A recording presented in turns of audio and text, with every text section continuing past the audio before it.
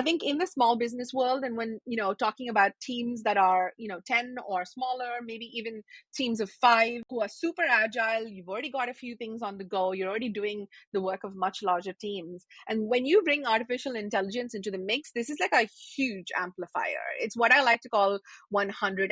And I challenge you to think bigger. If 10x was possible at a certain point without something like artificial intelligence, then 100x is possible now on a few levels, right? And what that means is that you have to get started. Let me give it to you straight. You really, as the leader of a founder-led team, a small business team, if AI is on the horizon for you, this is not something that you can outsource to a junior team member. You're going to need to get in there, learn what you need to learn, create that AI literacy at a leadership level, and then bring it down to your team members based on what specific problems you want to have solved. And too often I hear, I don't have the time to do this right now. I know this is going to take, like, I don't know, it's 10 hours, 15 hours, 20 hours of my time before I start to see something, and I really don't have that to give. And this is often said by people who are too deeply involved in the actual craft of their business, the people who are working in their business instead of like on their business. And I hear you. I mean, I'm there as well. We just have to think about it as using artificial intelligence to even help you model those things, to be like, how much time am I spending in this versus this, and how can I move from this to this in a clear way that requires like I don't know, a 6-week plan.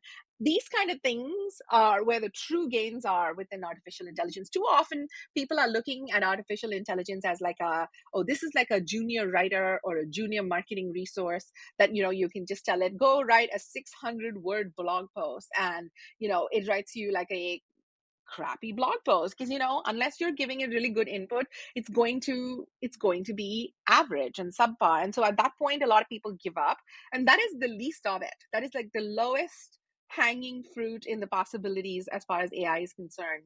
Instead, come over here like a couple of 1,000 feet higher and start to think about how you're going to problem solve, how you're going to use AI as a co-pilot, how you're going to use AI to like unblock a couple of areas in your business which perhaps were not accessible before, like, video or better visuals, whatever it is.